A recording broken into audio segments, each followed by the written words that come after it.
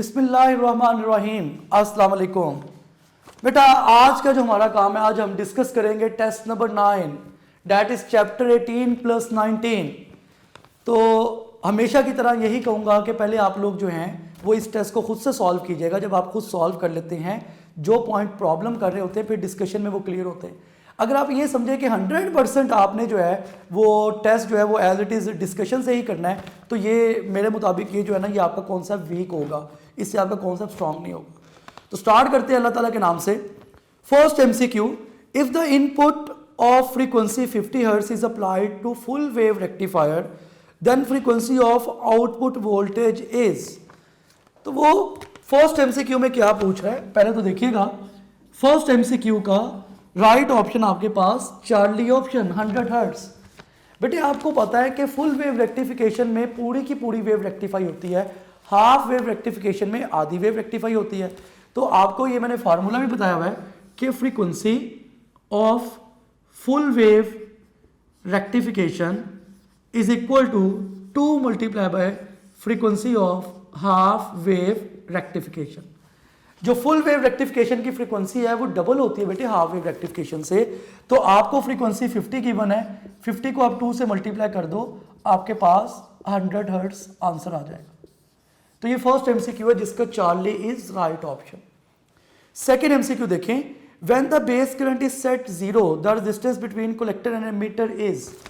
तो बेटे second MCQ का जो राइट ऑप्शन आपके पास that is beta option, second का बीटा ऑप्शन। अब ऐसा क्यों है, वो कह रहे हैं रेजिस्टेंस 0 होगी। तो आप बच्चों को पता है ये सिंपल सा कॉन्सेप्ट है, I is equal to V/R। अगर आप R की जगह पे 0 लगाते हैं तो बेटे देखें वो सिंपली कह रहा है कि when the base current is set 0, पहले मैं रेजिस्टेंस को 0 लगाता हूँ, अगर रेजिस्टेंस 0 होगी तो करंट कितना हो जाएगा, इनफाइनाइट। इसी तरह अगर मैं कहता हूँ कि आप ये लिखें R is equal to V/I, अगर आप करंट की जगह पे वैल्यू 0 लगाते हैं, अगर बेटे करंट 0 है तो रेजिस्टेंस कितनी हो जाएगी, इनफाइनाइट। तो ये फार्मूला में याद रखें कि अगर रेजिस्टेंस 0 होती है तो करंट इन्फिनिटी हो जाता है, इनफाइनाइट हो जाता है। अगर करंट 0 हो तो रेजिस्टेंस जो है बेटे वो इनफाइनाइट होती है। ये सेकेंड MCQ था। थर्ड देखें, as the temperature of black body is raised the wavelength corresponding to maximum intensities. तो बेटा थर्ड का right option is beta option. जो थर्ड MCQ है इसका बीटा इज राइट ऑप्शन। आपको पता है ब्लैक बॉडी रेडिएशन के केस में जैसे जैसे आप वेवलेंथ इंक्रीज होती है टेम्परेचर के डिक्रीज करने से, तो वेवलेंथ और टेम्परेचर इनवर्सली प्रोपोर्शनल होते हैं। जितना टेम्परेचर कम होगा उतनी वेवलेंथ ज्यादा होगी। फोर्थ देखें, absorption power of perfect black body is. Fourth का right option is beta option, that is 1। आपको पता है ब्लैक बॉडी जो रेडिएशन जो होती है वो एक आइडियल एब्जॉर्बर होती है।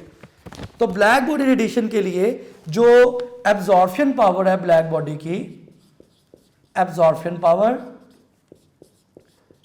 वो हमेशा 1 के इक्वल होगी। एमिशन पावर जो एमिटिंग पावर है वो भी 1 होती है। सिर्फ एब्जॉर्प्शन पावर उसकी जो आप कहते हैं रिफ्लेक्शन पावर वो 0 होती है, रिफ्लेक्टिंग नहीं होती, पुअर रिफ्लेक्टर होती है ब्लैक बॉडी। एब्जॉर्बिंग अच्छा करती है, एमिशन अच्छा करती है, लेकिन रिफ्लेक्शन अच्छा नहीं करती। तो फोर्थ का right option is beta option, that is absorption power is 1। Fifth देखें, what is the voltage gain. Fifth में उसने आपको सारा डाटा दिया हुआ है। फिफ्थ का राइट ऑप्शन बीटा आएगा। देखिएगा जरा, उसने आपको सारी वैल्यूज दी हुई हैं। वो कह रहा है बीटा की वैल्यू आपके पास 0.6, उसके बाद जो आपके पास इनपुट रेजिस्टेंस है RIE उसकी वैल्यू आपके पास 3 है, और जो आपके पास आउटपुट रेजिस्टेंस है कलेक्टर की उसकी वैल्यू आपके पास 24 ओहम, और वो कह रहा है गेन निकालें। तो बहुत सिंपल सा कॉन्सेप्ट है।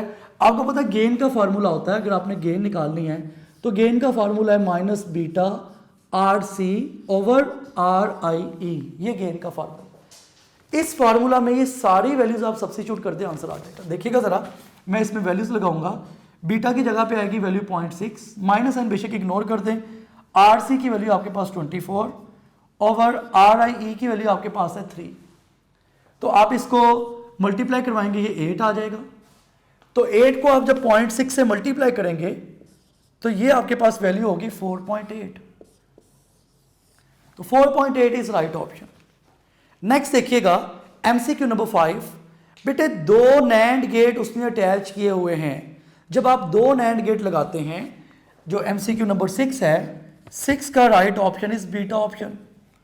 अगर आप कभी भी दो नैंड गेट को कनेक्ट करते हैं इस तरह से जैसे उसने कनेक्ट किया हुआ, दो नैंड गेट आप जोड़ते हैं तो उससे बेटे एंड गेट बनता है। अगर आप तीन नैंड गेट जोड़ेंगे तो एक और गेट बनेगा। ये मैंने आपको पहले भी बताया हुआ है। तो यहाँ पे मैं लिख रहा हूँ कि अगर आपने दो नैंड गेट को कनेक्ट किया, दो नैंड के कनेक्ट करने से एक एंड गेट बनता है। अगर आप तीन नैंड गेट जोड़ते हैं, तीन नैंड गेट्स को आप कंबाइन करते हैं तो एक आपके पास और गेट बनता है। ये चीजें आपको पता होनी चाहिए। दो नैंड के जोड़ने से एक एंड और तीन एंड आप जोड़ते हैं तो एक और गेट बनता है। तो 6 का right option is beta option. 7 देखिएगा। 7 का मैं पहले डेटा लिख रहा हूं कि 7 में क्या वैल्यूज आपको गिवन है या वो क्या कह रहा है 7 में। 7 MCQ का जो राइट ऑप्शन है दैट इज अल्फा ऑप्शन। अब 7 में आपने करना क्या है, उसने बीटा की वैल्यू आपको दी है 45 और वो कह रहा है कि कलेक्टर करंट आपके पास 4 मिली एम्पेयर। ठीक है, आपने एमीटर करंट फाइंड आउट करना है। अब एमीटर करंट ये आपके पास डाटा है जो कि अक्सर आपको पता है कि ई कैट में या फंड जब आपका यूनिवर्सिटी का एंट्रेंस टेस्ट होता है, ज़्यादातर यूईटी में जो स्टेटमेंट्स हैं वो लेंथी होती हैं और कैलकुलेशंस आपने करनी होती है। अब देखो एमीटर करंट आपने निकालना है। एमीटर का करंट का फार्मूला है IE is equal to IC plus IB। ये एमीटर करंट फाइंड आउट करने का फार्मूला है। आपके पास IC की तो वैल्यू है लेकिन आपके पास IB की वैल्यू नहीं है। पहले आप IB निकालो। वो फार्मूला है beta is equal to IC over IB। अगर आप IC की वैल्यू निकालते हो तो ये आपके पास आ जाएगा बीटा IB।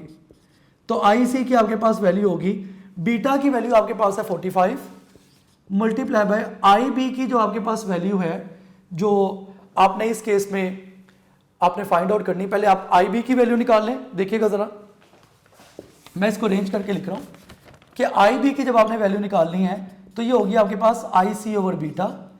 वैल्यूज लगाएं। IB is equal to IC की उसने आपको वैल्यू दी हुई है 4 milli ampere, 4 into 10 raise to power -3 divided by जो बीटा की आपके पास वैल्यू है दैट इज 45। यहां से जब आप इसको सॉल्व करते हैं तो आपके पास IB की वैल्यू आ जाती है। मैं यहां पे इसे सॉल्व कर रहा हूं ताकि आप लोगों को इजीली पता चल जाए कि इसमें क्या वैल्यूज आ रही है। जब आप IB की वैल्यू निकालते हैं तो IB की वैल्यू आपके पास आती है 0.08 मिली एम्पेयर। ये मेन काम है। अब देखो आपके पास IC की वैल्यू भी है और IB की वैल्यू भी है जो हमने निकाली, दोनों को ऐड कर दो तो emitter current is equal to base current plus collector current. तो emitter current is equal to base current की वैल्यू उसने आपको दी हुई है जो अभी हमने निकाली है 0.08 और कलेक्टर करंट की आपके पास वैल्यू है 4 मिली एम्पेयर। तो ये आपके पास आंसर आ जाएगा 4.08 मिली एम्पेयर। तो इसका जो राइट ऑप्शन है वो मैंने पहले लिख दिया 7th का अल्फा ऑप्शन। 8 देखें, 8 एक बहुत अच्छा MCQ और इस तरह के पास पेपर में आते हैं।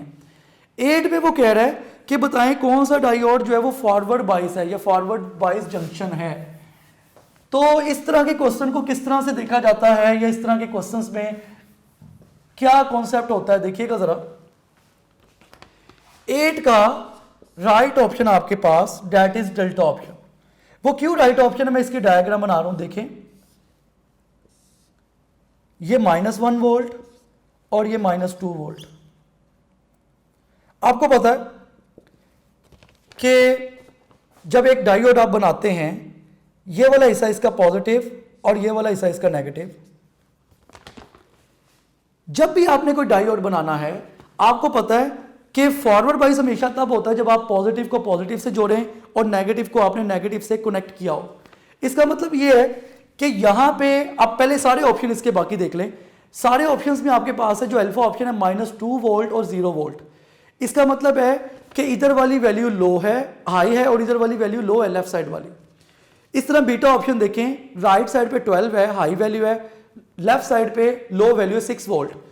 थर्ड ऑप्शन देखिए, चार्ली ऑप्शन, राइट साइड पे आपके पास जो है वो बड़ी वैल्यू है और लेफ्ट साइड पे छोटी, यानी कि तीनों ऑप्शंस में राइट साइड पे बड़ी वैल्यू थी और लेफ्ट साइड पे आपके पास छोटी वैल्यू थी। सिर्फ डेल्टा ही एक ऐसा ऑप्शन है जिसमें राइट साइड पे आपके पास छोटी वैल्यू है, क्योंकि माइनस में जितनी वैल्यू बड़ी होती है वो उतनी छोटी होती है, और लेफ्ट साइड पे जो आपके पास जितनी वैल्यू छोटी होती है वो उतनी बड़ी होती है। तो आपको पता है जब आप P को पॉजिटिव से कनेक्ट करेंगे, ये बड़ी वैल्यू है, N को आप नेगेटिव से कनेक्ट करेंगे, दैट इज फॉरवर्ड बाइस, इसको आप फॉरवर्ड बाइस कहते हैं। तो राइट ऑप्शन है इसका डेल्टा ऑप्शन। 9 MCQ में 2 photon receive from each other, their relative velocity will be C, beta option. तो 9 का राइट ऑप्शन आपके पास है बीटा। बेटे जब भी 2 फोटोन रिसीव कर रहे होते हैं, याद रखें आप इसकी वेलोसिटी को c प्लस सी 2c नहीं कर सकते। इसका मतलब स्पीड ऑफ लाइट से डबल वेलोसिटी नहीं हो सकती, आपको भी पता है ये इम्पॉसिबल है कि वेलोसिटी जो है वो स्पीड ऑफ लाइट से डबल हो जाए। तो राइट ऑप्शन इसका बीटा होगा, that is C option. 10 MCQ देखें, काइनेटिक एनर्जी का ग्राफ थ्रेशोल्ड फ्रीक्वेंसी के साथ। तो 10 MCQ का right option is delta option.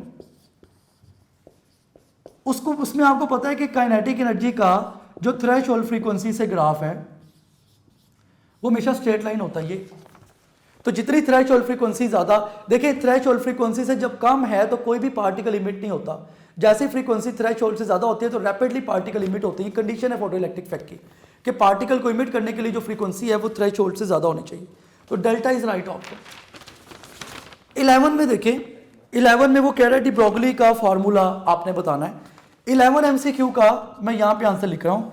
11 का राइट इज चार्ली ऑप्शन। अब ये चार्ली राइट क्यों है? देखिए आपने ये फार्मूला पढ़ा, lambda is equal to h over square root 2m/ke। इसको आप ऐसे भी लिख सकते हैं, h ओवर, ये आपके नॉलेज के लिए बता रहा हूँ, आपको एक्स्ट्रा भी पता होना चाहिए। आप इसको ऐसे भी लिख सकते हैं स्क्वायर रूट 2m/ve, क्योंकि काइनेटिक एनर्जी जो है ये ve के इक्वल होता है। ऐसे लिख लो, ऐसे लिख लो, it's up to your choice. मैंने लेक्चर में 3 तरह की क्वेश्चंस बताई थी डी ब्रोगली की। तो 11 का right is Charlie option, square root 2m h over square root 2m/e। उसके बाद 12 MCQ, 12 पास पेपर्स के MCQs में से एक है। ये नस्ट में इस तरह के MCQ अक्सर आते हैं, जैसे 12 MCQ जो आपको दिया गया है। वो कहता है कि आप मैथ्स की क्या वैल्यू आपके पास, देखिएगा जरा, वो कहता है कि आप स्पीड की क्या वैल्यू रखें कि मैथ्स जो है वो डबल आए 12 MCQ में। तो पहले तो आप ये देख लें कि 12 का राइट ऑप्शन आपके पास क्या है। 12 का राइट इज चार्ली ऑप्शन। आपको पता है वो कह रहा है कि मैथ्स आपके पास डबल आए, स्पीड की वैल्यू क्या रखें, ये वो पूछ रहा है आपसे।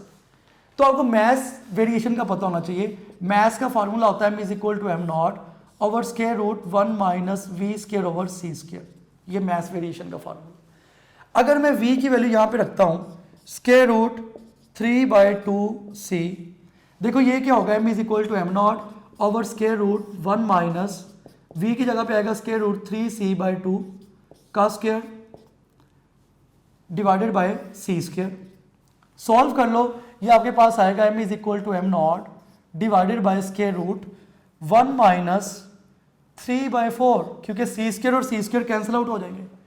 जस्ट आप एलसीएम ले लें, ये आपके पास होगा m is equal to m0 over square root, यहाँ पे 4 एलसीएम आएगा, 4 माइनस 3, तो m is equal to m0 over square root 1/4, तो 4 का स्क्वायर रूट 2 आता है, तो ये आ जाएगा m is equal to 2m0। तो ये बड़ा क्लियर बता रहा है ये MCQ कि जब आप, अगर आप स्पीड की वैल्यू स्क्वायर रूट 3/2 से यूज करेंगे तो मैथ्स जो है वो डबल हो जाएगा।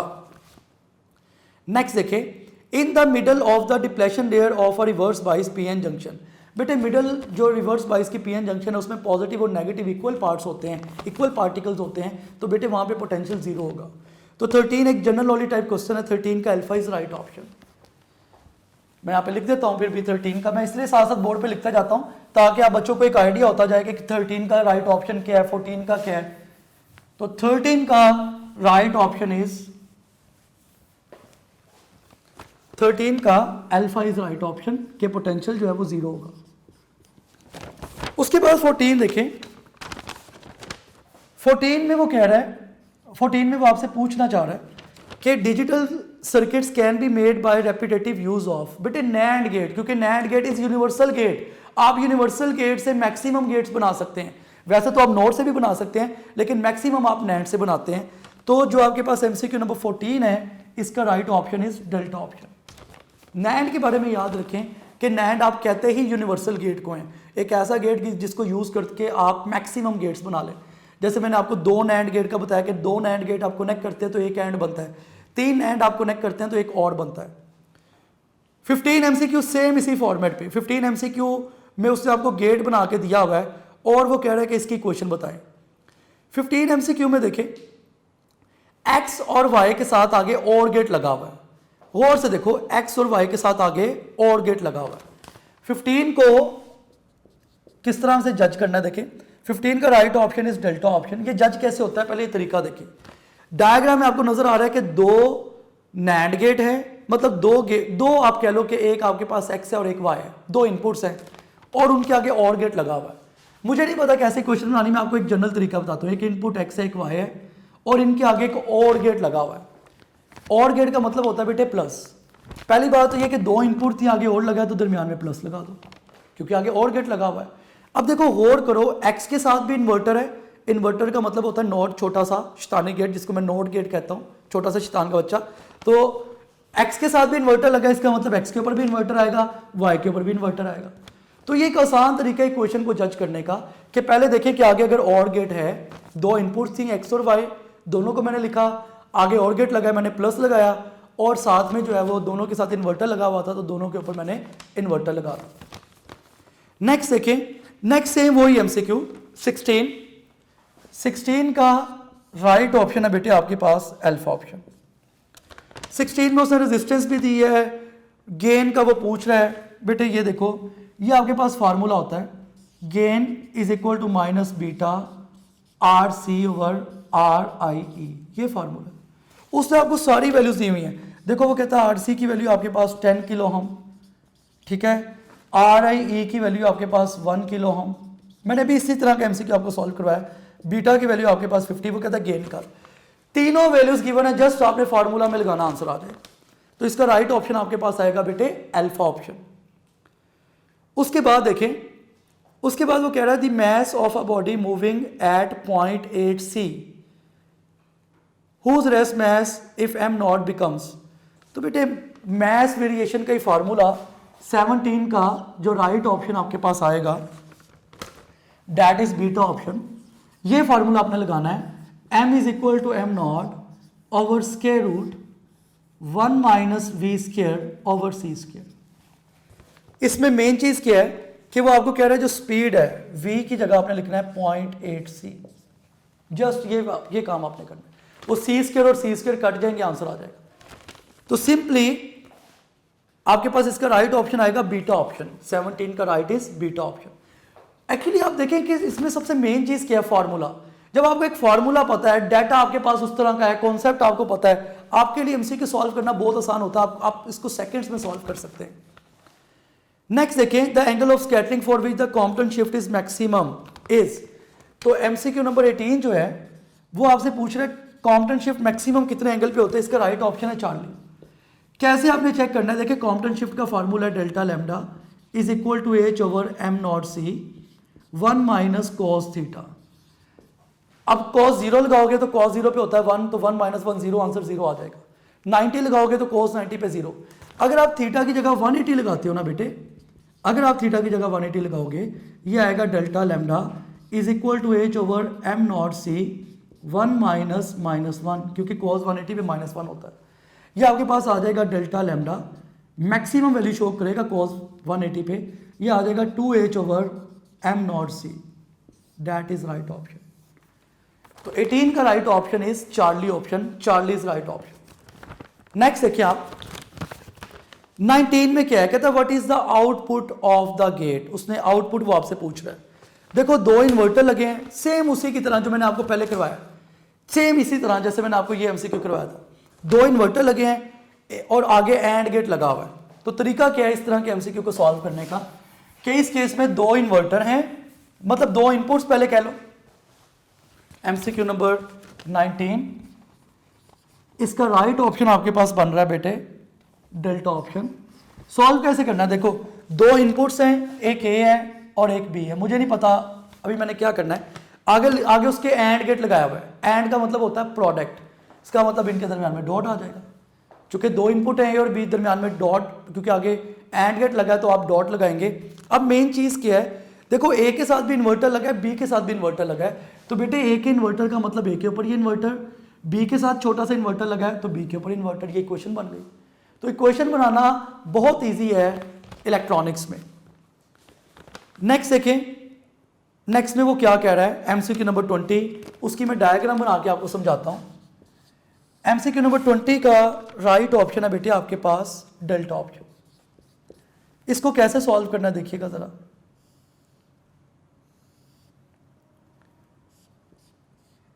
ये इन्वर्टर, ये ए, ये आपके पास बी, बल्कि ये मैंने नीचे वाली डायग्राम बना दी। एमसीक्यू नंबर 20 की डायग्राम दूसरी है, देखिएगा। एमसीक्यू नंबर 20 में वो ये एक आपको और गेट बना के दे रहा है, साथ में ये दो इनपुट्स हैं और आगे इसकी जो है वो यहाँ से वो इसके साथ अटैच कर रहा है एक एंड गेट,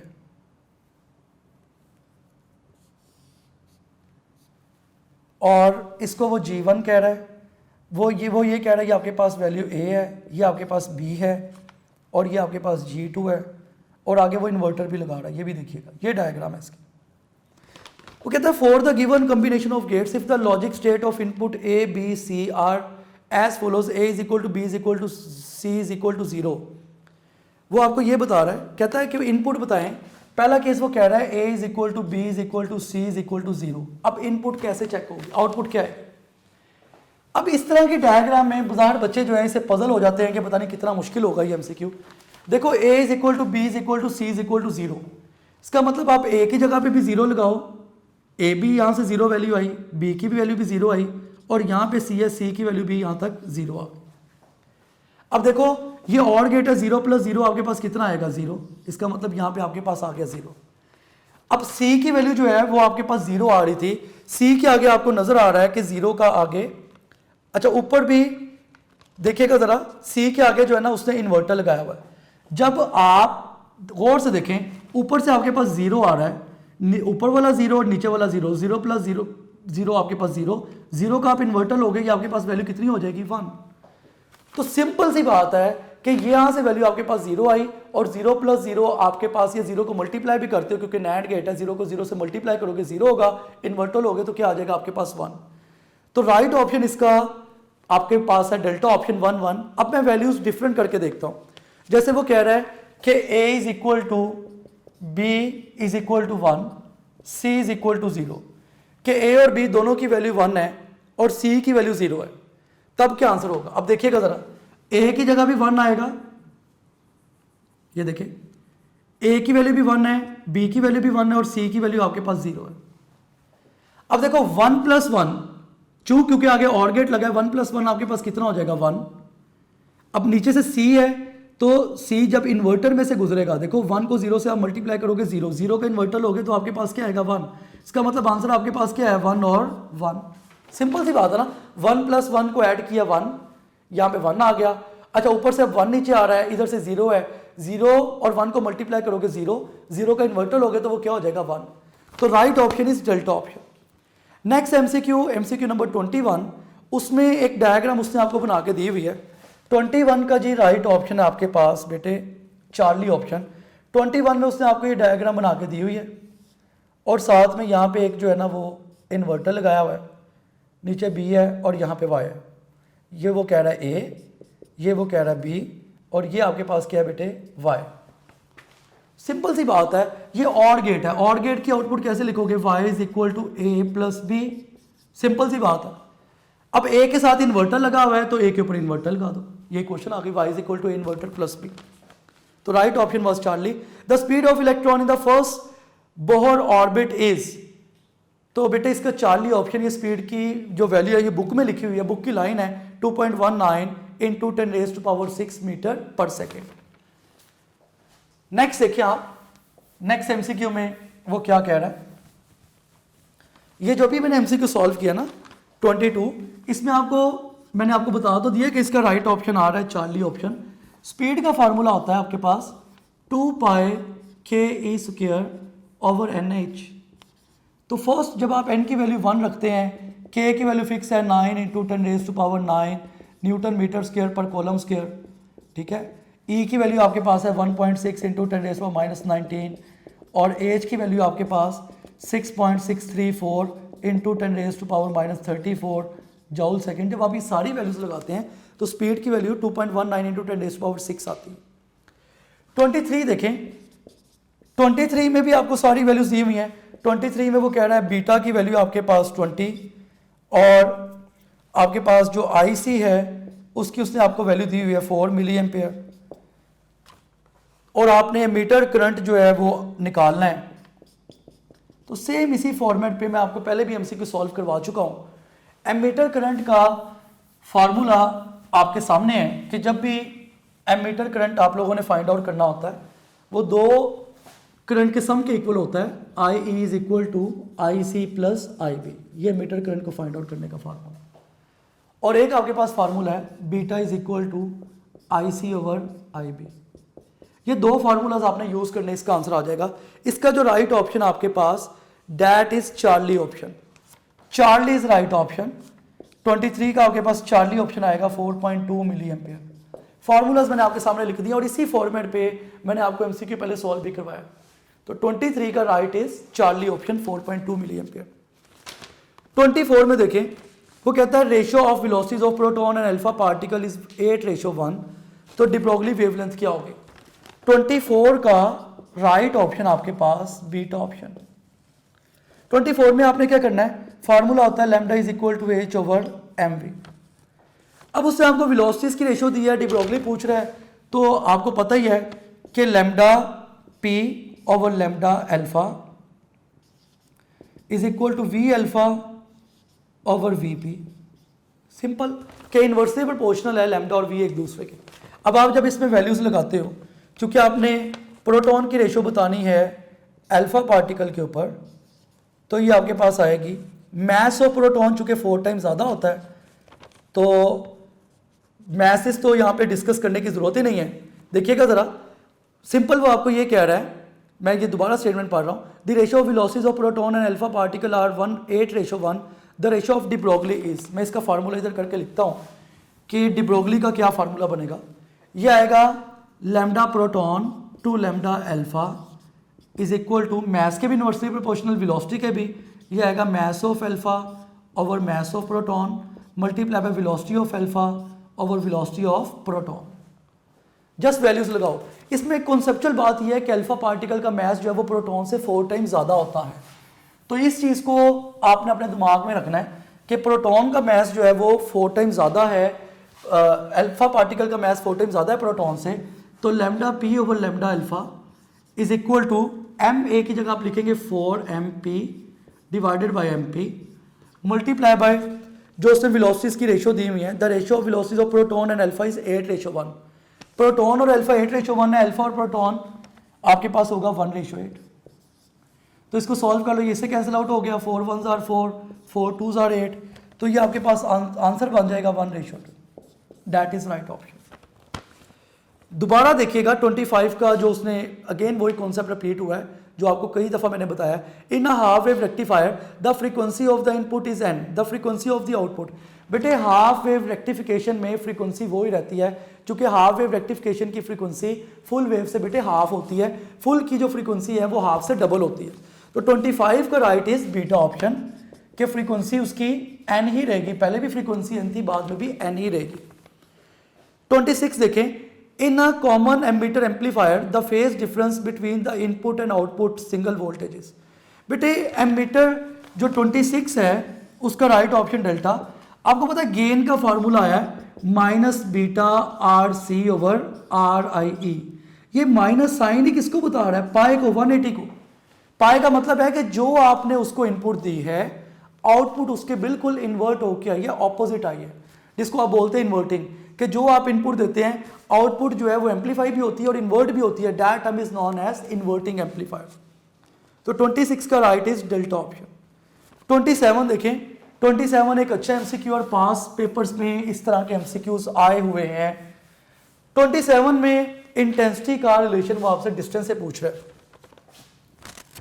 तो 27 में आप ये याद रखें कि इंटेंसिटी जो है वो डिस्टेंस के स्केयर के इन्वर्सली प्रोपोर्शनल होती है। अगर डिस्टेंस ज़्यादा होगा इंटेंसिटी उतनी कम करते जाएंगे। इसकी आप रेशियो बना लें। ये इस तरह से आएगा I1 over I2 is equal to R2 square over R1 square. ये फार्मूला आपने याद रखना है कि इंटेंसिटी जो है वो इनवर्स स्केल लॉ को ओबे करती है। अब देखो वैल्यूज लगाओ, I1 की वैल्यू आपके पास 0.1, I2 निकालना उसको x को, R2 की वैल्यू है 0.5 का स्क्वायर डिवाइडेड बाय R1 की वैल्यू है 1 तो 1 का स्क्वायर। तो जब आप x की वैल्यू यहाँ से निकालोगे ये आएगी आपके पास 0.1 डिवाइडेड बाय 0.5 का स्क्वायर। सिंपल, इसको इससे मल्टीप्लाई कर दो, इसको इससे मल्टीप्लाई कर दो, तो ये आपके पास वैल्यू आ जाएगी 0.4। तो राइट ऑप्शन जो है आपके पास इस केस में वो 0.4 होगा। नेक्स्ट देखिएगा, क्योंकि 0.5 का स्क्वायर 0.25 है। नेक्स्ट है आपके पास 28 MCQ में। 28 MCQ भी एक इंपॉर्टेंट MCQs में से है, क्योंकि उसने फोटो इलेक्ट्रिक इफेक्ट का कॉन्सेप्ट इसमें पूछा हुआ है। फोटो इलेक्ट्रिक इफेक्ट के कॉन्सेप्ट में आपको ये पता होना चाहिए कि आप वर्क फंक्शन का फॉर्मूला यूज करते हैं 28 MCQ में। 28 का राइट ऑप्शन है बेटे डेल्टा ऑप्शन। ये फार्मूला आपने लगाना है HF minus work function is equal to kinetic energy. ये आइंस्टाइन ने इसको एक्सप्लेन किया था कि जो भी आप एनर्जी देते हैं उसमें से वर्क फंक्शन को हमेशा आपने माइनस करना होता है, तो आपके पास उसकी टोटल एनर्जी आती है। तो आप एनर्जी देखिए उसने आपको कितनी दी हुई है, 7 electron volt minus 5 electron volt, ये आंसर आपके पास आ जाएगा 1.5 इलेक्ट्रॉन वोल्ट। तो ये सिंपल कॉन्सेप्ट था 28 का। देखिए इसमें एट द एंड अगर आपको फार्मूला आता है तो आप सॉल्व कर सकते हैं, अगर आपको फार्मूला का नहीं पता, आपको कॉन्सेप्ट नहीं पता, डाटा आप जितनी दफ़ा मर्जी लिख लें आप सॉल्व भी कर सकते हैं। 29 देखिएगा, 29 MCQ में वो क्या कह रहा है। अब देखो बेटे 29 MCQ में वो क्या कह रहा है। 29 MCQ में अगेन वो कहता है कि in photo electric effect graph showing the variation of cut off voltage with the frequency. Cut off voltage का फ्रीक्वेंसी से क्या ग्राफ होगा। मैं इसकी 3 तरह की वेरिएशंस आपको यहाँ पे बता देता हूँ ताकि आपका कॉन्सेप्ट जो है वो बहुत ज़्यादा क्लियर हो। देखिए 29 के केस में क्या कॉन्सेप्ट है। 29 का जो राइट ऑप्शन है that is beta option. Photo electric effect के इसमें मैंने कुछ फार्मूलाज आपसे डिस्कस करने हैं। देखें आपको पहला तो ये पता होना चाहिए कि फोटो इलेक्ट्रिक इफेक्ट के केस में intensity is directly proportional to current. आप जितने इंटेंसिटी ज़्यादा करते जाएंगे बेटे करंट उतना ही ज़्यादा होता जाएगा, जितनी इंटेंसिटी कम होगी करंट उतना ही कम होगा। पहला तो आपको ये रिलेशन पता होना चाहिए कि दुनिया इधर की इधर हो जाए लेकिन करंट ने सिर्फ तब चेंज होना है जब आप इंटेंसिटी चेंज करेंगे। इंटेंसिटी का मतलब है नंबर ऑफ फोटॉन्स। जितने आप नंबर ऑफ फोटोन चेंज करते जाएंगे जो उससे करंट जो है वो चेंज होता जाएगा। नंबर 2 इसका क्या रिलेशन है, ये पहला इसका रिलेशन हो गया। नंबर 2 इसका रिलेशन है कि अगर आप वोल्टेज बढ़ाते हैं उसकी वजह से काइनेटिक एनर्जी भी इंक्रीज होती है, फ्रीक्वेंसी भी इंक्रीज होती है, लेकिन करंट की जो वैल्यू है वो सेम रहती है, करंट के ऊपर कोई इफेक्ट नहीं होता। ये इसकी सेकंड वेरिएशन है कि स्टॉपिंग पोटेंशियल बढ़ाने से काइनेटिक एनर्जी बढ़ती है, फ्रीक्वेंसी भी बढ़ती है, लेकिन जो करंट है वो सेम रहता है, करंट पे इफेक्ट नहीं होता। मैंने आपको इसके फार्मूलाज तब भी करवाए थे लेक्चर में कि kinetic energy is equal to V naught D। इसका मतलब एक formula kinetic energy is equal to HF। यहाँ से आप चेक कर सकते हो कि स्टॉपिंग पोटेंशियल को बढ़ाओगे तो काइनेटिक एनर्जी बढ़ जाएगी, ज़्यादा हो जाएगी। इसी तरह से फ्रीक्वेंसी बढ़ाओगे तब भी एनर्जी बढ़ जाएगी। तो मैंने ये कहा था कि स्टॉपिंग पोटेंशियल बढ़ाने से फ्रीक्वेंसी बढ़ती है, एनर्जी बढ़ जाती है, काइनेटिक एनर्जी बढ़ जाती है, लेकिन करंट इस केस में क्या रहता है बेटे, कांस्टेंट। करंट के ऊपर कोई भी इफेक्ट नहीं होता। फोटो इलेक्ट्रिक इफेक्ट में जब भी आपको MCQ आएगा ना वो इसकी वेरिएशन से रिलेटेड आएगा, जो मैं आपसे डिस्कस कर रहा हूँ, जो मैं आपको बता रहा हूँ कि इंटेंसिटी बढ़ाई उस केस में करंट बढ़ेगा, स्टॉपिंग पोटेंशियल बढ़ाओगे काइनेटिक एनर्जी बढ़ेगी, फ्रीक्वेंसी बढ़ेगी, लेकिन करंट की वैल्यू कांस्टेंट रहेगी, करंट पे किसी भी तरह का इफेक्ट नहीं होता। अब तीसरा इसमें कॉन्सेप्ट था थ्रेशोल्ड फ्रीक्वेंसी का, जिसको आप स्टॉपिंग पोटेंशियल या कट ऑफ पोटेंशियल भी कहते हैं। तो वो ग्राफ आपको पता है बुक में ग्राफ बना हुआ है, वो इस तरह से है ग्राफ कि यहाँ पे आपके पास काइनेटिक एनर्जी है, या आपके पास थ्रेशोल्ड फ्रीक्वेंसी है या स्टॉपिंग पोटेंशियल है, इसका ये ग्राफ बनता है स्ट्रेट लाइन। तो वो फ्रीक्वेंसी का वर्ड यूज कर ले या वो थ्रेशोल्ड फ्रीक्वेंसी कह ले या वो स्टॉपिंग पोटेंशियल कह ले, तो बेटे स्टॉपिंग पोटेंशियल और काइनेटिक एनर्जी इस तरह से डायरेक्टली प्रोपोर्शनल होते हैं कि हमेशा जो पार्टिकल्स हैं वो थ्रेशोल्ड फ्रीक्वेंसी से पहले इमिट नहीं होने। पार्टिकल्स ने तो थ्रेशोल्ड फ्रीक्वेंसी पे जाके इमिट होना है, थ्रेशोल्ड फ्रीक्वेंसी से ज़्यादा फ्रीक्वेंसी होगी तो पार्टिकल्स इमिट होंगे, अदरवाइज पार्टिकल्स कभी भी इमिट नहीं होंगे। तो ये सारा सीक्वेंस ये 29 MCQ का याद होना चाहिए कि intensity directly proportional to current, और स्टॉपिंग पोटेंशियल बढ़ाओगे काइनेटिक एनर्जी बढ़ेगी, फ्रीक्वेंसी बढ़ेगी, लेकिन करंट सेम रहेगा। उसके बाद स्टॉपिंग पोटेंशियल के बढ़ाने से फ्रीक्वेंसी बढ़ती, काइनेटिक एनर्जी बढ़ती है, करंट पे इफेक्ट नहीं होता। और ये ग्राफ, ये थ्रेशोल्ड फ्रीक्वेंसी, इसको आप स्टॉपिंग पोटेंशियल भी कह सकते हैं, you can say stopping potential और थ्रेशोल्ड फ्रीक्वेंसी एक ही बात। तो 29 का बेटे जो राइट ऑप्शन आपके पास बीटा ऑप्शन, ये मैंने पहले लिख दिया 29 का beta is right option. Last MCQ देखें, that is MCQ number 30। MCQ number 30 का राइट ऑप्शन है बेटे आपके पास अल्फा ऑप्शन। कहता है uncertainty principle confirms that an electron. Uncertainty principle क्या बताता है बेटे? अनसर्टेनिटी प्रिंसिपल आपको दो चीजें बताता है। वो कहता है नंबर 1 ये बताता है कि अगर इलेक्ट्रॉन ने रिसाइड करना है, एग्जिस्ट करना है इनसाइड न्यूक्लियस, अगर इलेक्ट्रॉन ने न्यूक्लियस के अंदर रहना है तो जो स्पीड ऑफ इलेक्ट्रॉन है must be greater than speed of light, जो कि पॉसिबल नहीं है। इस प्रिंसिपल के मुताबिक इलेक्ट्रॉन न्यूक्लियस के अंदर सिर्फ तभी स्टे कर सकता है, तभी एग्जिस्ट कर सकता है जब उसकी जो स्पीड है वो स्पीड ऑफ लाइट से ज्यादा हो, जो कि आपको भी पता है पॉसिबल नहीं है। स्पीड ऑफ लाइट से ज्यादा नहीं हो सकती, ये इम्पॉसिबल है कि स्पीड जो है वो स्पीड ऑफ लाइट से ज्यादा हो। तो अनसर्टेनिटी प्रिंसिपल आपको ये बताता है कि इलेक्ट्रॉन न्यूक्लियस के अंदर होता, लाजमी होता, मैं ये नहीं कह रहा कि नहीं होता, इलेक्ट्रॉन न्यूक्लियस के अंदर होता अगर उसकी जो स्पीड है वो स्पीड ऑफ लाइट से ज्यादा होती, तो ये तो पॉसिबल नहीं है कि इलेक्ट्रॉन की जो स्पीड है वो स्पीड ऑफ लाइट से ज्यादा हो, ये तो जैसे इम्पॉसिबल बात है। तो इलेक्ट्रॉन की स्पीड ऑफ लाइट से कभी भी ज्यादा नहीं हो सकती। यही एक वजह है कि इलेक्ट्रॉन न्यूक्लियस के आउटसाइड एग्जिस्ट करता है। और रही बात प्रोटॉन की, तो जाहिर सी बात है प्रोटॉन की तो स्पीड कम है, आप उसकी स्पीड कम कंसीडर कर रहे होते हैं, स्पीड ऑफ लाइट का केस तो वो नहीं बनता। तो दोबारा सुन लें कि इलेक्ट्रॉन न्यूक्लियस के आउटसाइड एग्जिस्ट करता है क्योंकि उसकी स्पीड ऑफ लाइट से कम है। इलेक्ट्रॉन न्यूक्लियस के इनसाइड हो सकता था अगर उसकी स्पीड ऑफ लाइट से ज्यादा होती, जो कि प्रैक्टिकली पॉसिबल नहीं है। आपको पता है कि इलेक्ट्रॉन की स्पीड ऑफ लाइट से ज्यादा नहीं हो सकती। तो ये था बेटे आज का लेक्चर। आज के टॉपिक में आज का जो हमारा मेन टास्क था, आज हमने टेस्ट नंबर 9 को डिस्कस किया, और टेस्ट नंबर 9 के एक एक एमसीक्यू को मैंने आप बच्चों के साथ डिस्कस किया इसी वजह से, ताकि आप लोगों को ये क्लियरली पता हो कि इसमें किस किस तरह के एमसीक्यू पहले पेपर में आ चुके हैं या किस किस तरह के आ सकते हैं। मैं अगेन आपको ये एडवाइस करूंगा बेटा कि कभी भी आप ये मत सोचें कि ये एमसीक्यू आपको आ जाएगा, ये नहीं आएगा, ऐसा नहीं होता। आपका कॉन्सेप्ट क्रिस्टल क्लियर होना चाहिए।